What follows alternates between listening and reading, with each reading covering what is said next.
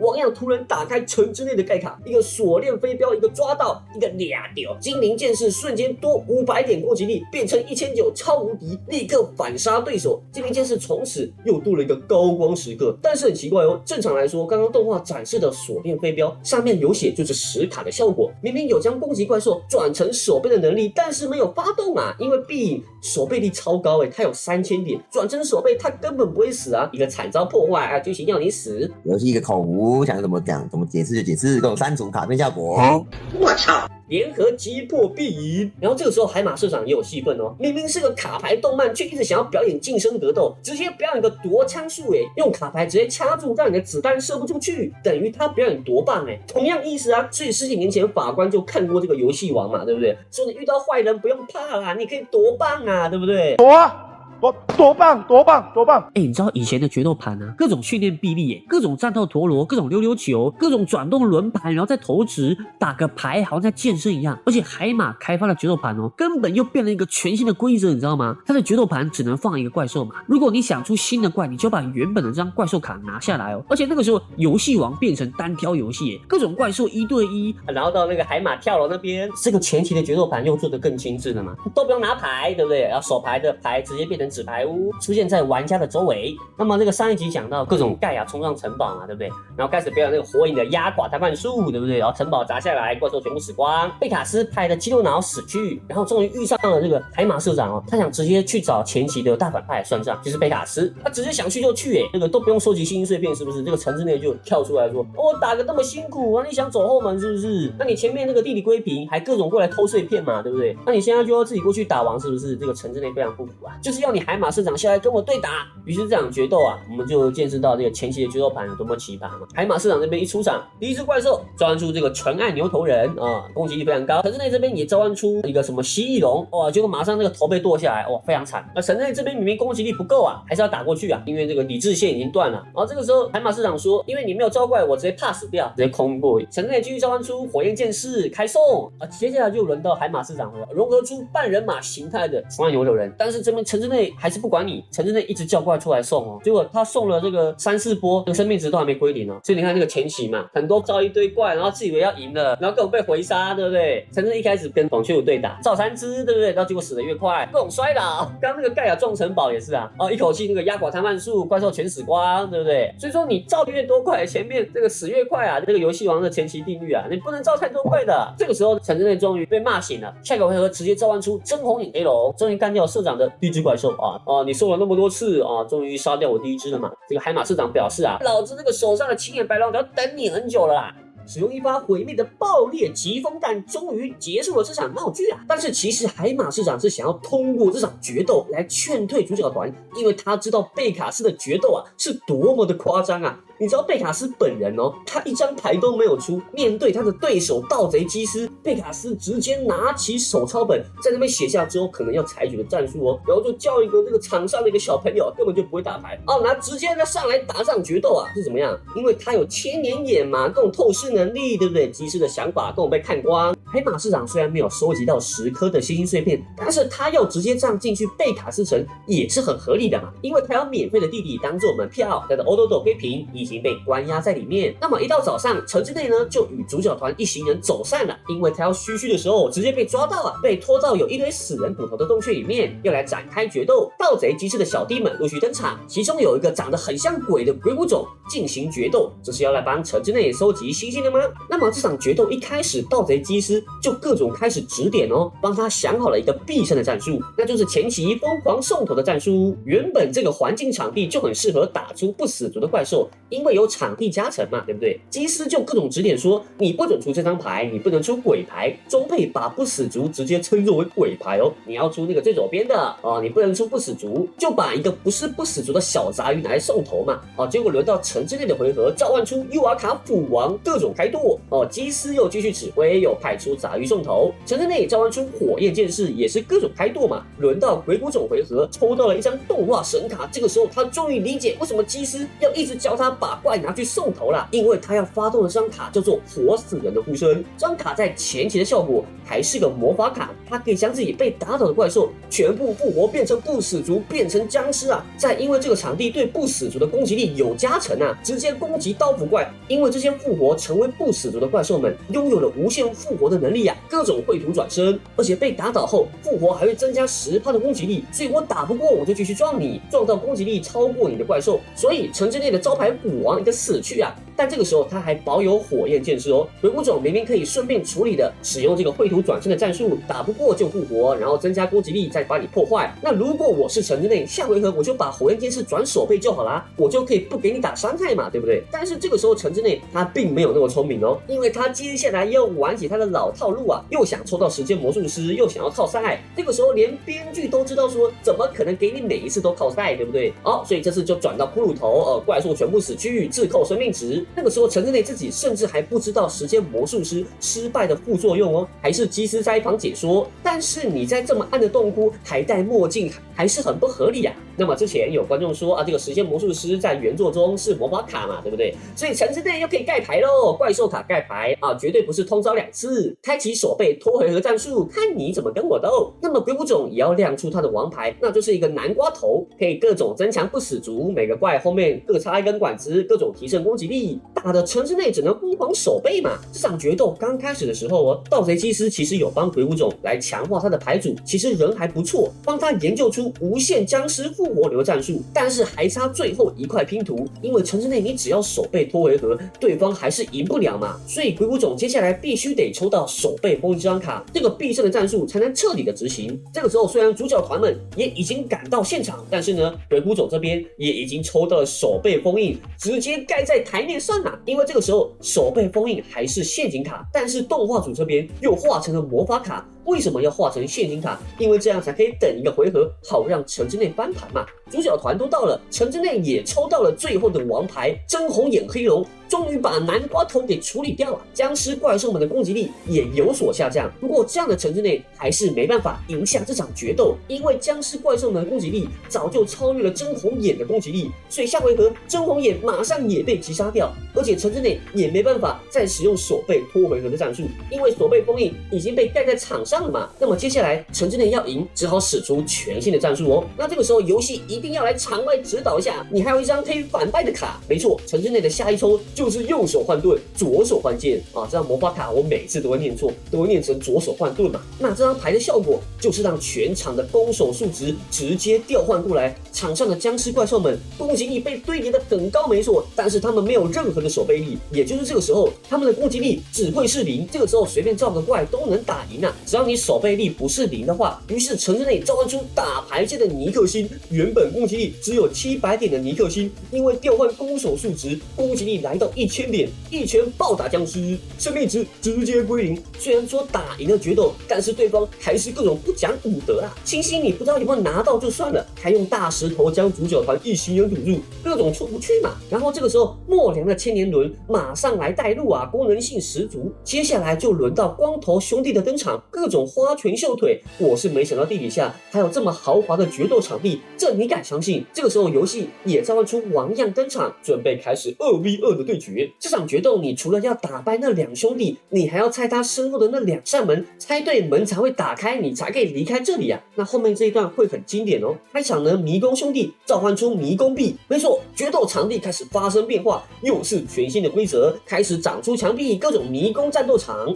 这个时候迷宫兄弟已经等不及要来收一下那个智商税了，你知道吗？他直接跟你说，我这2个人一个说真话，一个说假话，你现在就来猜我身后到底哪一扇门才是正确的门哦。这个时候城之内还提到了一个著名的逻辑谜题，诚实村和说谎村的问答，有2个非常特别的村庄，一个诚实村，一个说谎村。在诚实村所有人只说实话，他们从不说谎，说谎村只说谎话，他们不说实话。有一天你在2个村庄之间迷路了，你要找到真正的回家的路，在路上你遇到了一个人，但你不知道他来自诚实村还是说谎村，你可以问他一个问题来找出他是来自哪个村庄，来帮助你决定哪一条路是是回家的路？这个问题的关键在于说，你要找到一个问题，不论这个人来自诚实或是说谎村，他的回答都能帮助你找到真正回家的路。那你可以问他说，你的村庄的人回家的路是哪一条？这样的问题都可以让你得到正确的指引。结果陈之内就按照剧本这样子问了，迷宫兄弟还真的同时指向了同一扇门。但是这边王样很聪明哦，他竟然也说他听过这个诚实村的问答。城之内君の言う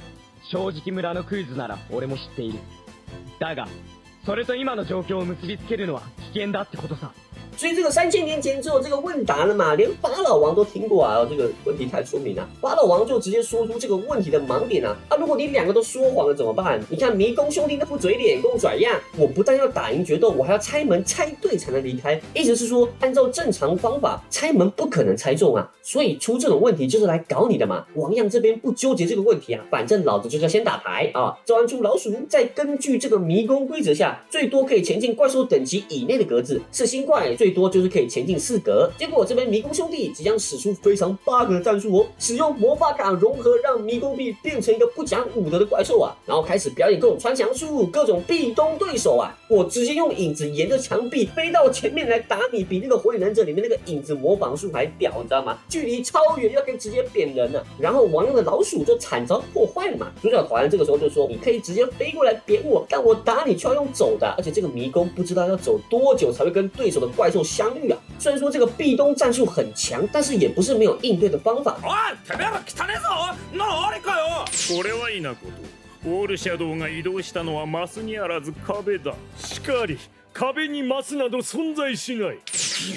接下来轮到城之内的回合，他召唤出尤瓦卡斧王之后，他可以选择不前进格子，只要跟墙壁保持距离，你壁影再屌也没办法直接过来打我啊。轮到迷宫兄弟回合，盖了一张卡，然后召唤出英灵战车，但是没有英灵，一上来就2400的攻击力哦，各种冲刺。然后轮到游戏的回合，召唤出精灵剑士，直接前进4格，准备贴近墙壁。再次轮到迷宫兄弟回合，并又想表演壁咚战术哦，结果冲到精灵剑士面前的时候，王样突然打开城之内的盖卡，一个锁链飞镖，一个抓到，一个俩丢，精灵剑士瞬间多500点攻击力，变成1900超无敌，立刻反杀对手。精灵剑士从此又多了一个高光时刻。但是很奇怪哦，正常来说，刚刚动画展示的锁链飞镖上面有写就是10卡的效果，明明有将攻击怪兽转成手背的能力，但是没有发动啊，因为壁影手背力超高他有3000点，转成手背他根本不会死啊，一个惨遭破坏啊，剧情要你死，联合击破壁影。然后这个时候海马社长也有戏份哦，明明是个卡牌动漫，却一直想要表演近身格斗，直接表演个夺枪术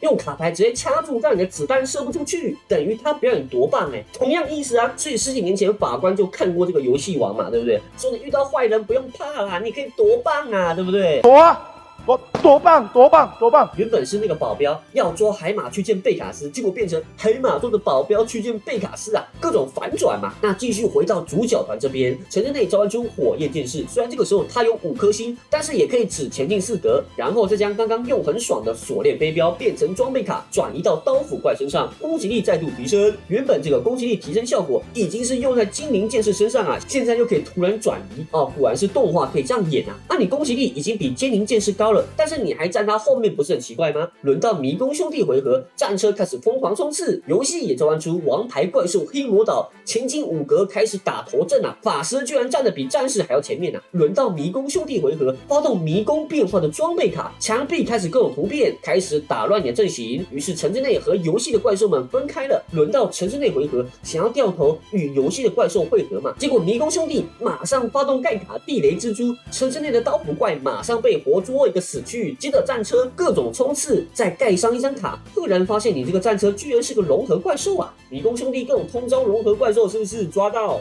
这时候轮到游戏的回合，发动死亡魔术箱与黑魔岛展开联合攻击，又变成一个组合技。他说我的黑魔岛可以利用魔术箱进行瞬间的移动，牺牲对手的怪兽，然后再移动到你那边去。真的是我谢谢你哦，让我不用走格子，不但反杀了地雷蜘蛛，还将战车击毙，各种双杀，还间接保护了城之内。友情的力量就是这么强大。但是迷宫兄弟这边也抽到了王牌怪兽，开始各种盖牌。游戏与城之内的怪兽也不断的接近终点。轮到迷宫兄弟的回合，因为他要让风雷水魔神团聚，还差一只怪兽，所以他决定抢先干扰对手，召唤出钻地蚯蚓，配合上魔法卡各种提升攻击力，开始挖地洞战术，穿越一堆格子，直接活捉精灵剑士哦，当场变炮灰，而且他是躲在地里的状态，所以正常的攻击是打不到他的，你知道吗？迷宫兄弟再度掌握比赛的主导权啊！轮到游戏的回合，又要开始各种变魔术了，发动魔术礼帽的魔法卡，将场上的怪兽全部躲进帽子里，让对方不能随心所欲的使用挖地洞战术。要是撞到黑魔岛，攻击力不够高，可是会自取灭亡啊！轮到迷宫兄弟回合，也召唤出新的怪兽，它可以操控友军的钻地蚯蚓这只怪兽，还可以提升600分的攻击力啊，并且又可以使用挖地洞的战术，开始共钻地蚯蚓，开始各种鬼切。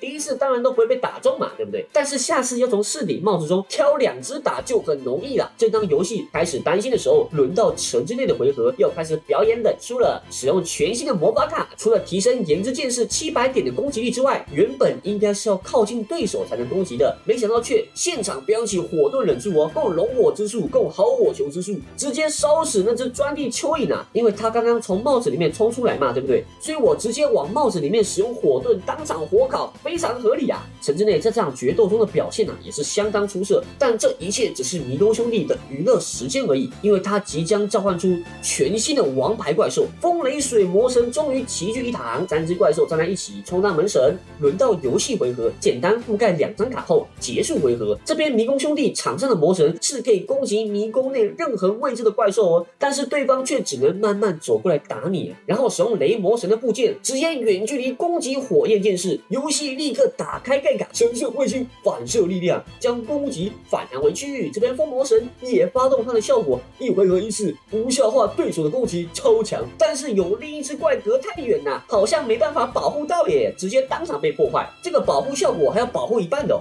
这绝对是前期才可以这样演的嘛，对不对？轮到城之内的回合，火焰剑士要开始表演火遁忍术啊，这个看起来比好火球更强啊，用龙火之术。结果迷宫兄弟这边更猛啊，水魔神直接使出水遁水阵臂，抵消对手的攻击啊，因为这个水魔神是可以1回合1次无效对手攻击。继续轮到迷宫兄弟使用水遁水冲波，直接淹大水冲走城之内的火焰剑士一个死去。接着游戏终于想起他物理学大师的身份哦，先覆盖一张卡，然后召唤出恶魔的召唤。刚刚不是用水遁忍术用很爽，直接沿着水路使用10万伏特。原本迷宫兄弟想使用风魔神的能力，各种防护风，想卷起水花，使用水阵臂，但是很可惜，风魔神开始挂网，因为游戏发动6芒星的咒符。他说，因为你们刚刚有使用水遁，当时为了要破坏火焰剑士嘛，而这些水刚好有经过躲在魔术帽子里面的黑魔岛啊。城之内这个时候一定心想，你那个时候为什么不直接帮我发动啊？但是很奇怪的是，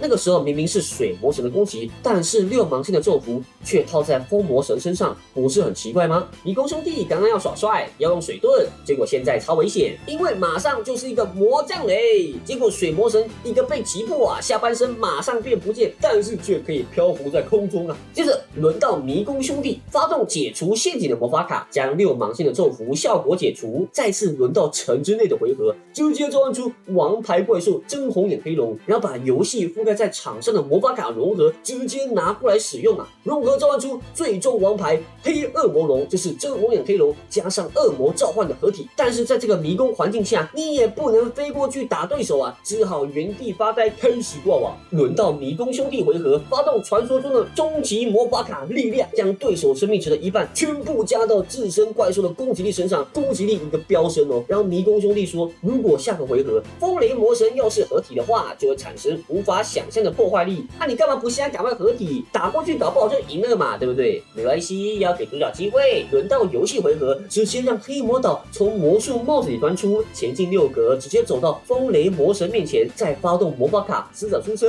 偷偷复活水魔神哦。然后轮到迷宫兄弟回合嘛，想攻击黑魔岛，这个水魔神直接跳出来，一回合1次无效对手的攻击啊，瞬间变成黑魔岛的增高垫。轮到城之内的回合，召唤出模仿的幻想师，既然要复制刚刚迷宫兄弟的力量魔法卡，这肯定就是原作效果对吧？黑魔龙的攻击力飙升到4000点。轮到迷宫兄弟的回合，风雷魔神开始攻击叛徒水魔神，但是水魔神只能1回合无效1次攻击而已啊，所以惨遭破坏。轮到游戏回合，那为什么游戏要让黑魔岛冲到那么前面呢？因为就是要发动这张换位的魔法卡，攻击力最高的黑恶魔龙可以跟黑魔岛互换位置，这下子可以直接攻击风雷魔神啊！这时候你们可能会说，这张卡也只有在这里有用吧？平常哪会有人用到什么换位，对不对？结果这个黑恶魔龙终于击败风雷魔神，但是迷宫兄弟可是不讲武德的啊！你们还要玩什么拆门游戏啊？又要说什么啊？只有一扇门是正确的嘛，对不对？这个时候游戏拿出2个硬币，上面各写的迷宫2个字，跟对方说，我一手拿迷，一手拿弓啊，要猜他手上握着的硬币哦。因为游戏知道要直接猜中他们所说的真正的门，那是不可能的啊，因为他们会耍诈赖皮嘛。他们可以说哦，不是就不是啊，还不如说我拿出东西给他们猜，一样意思嘛，对不对？而且我这样，我还有机会可以赖皮耍诈，你知道吗？所以游戏先松开另一只手，先展示出他的硬币，说啊，我上面写个弓字啊。迷宫兄弟就说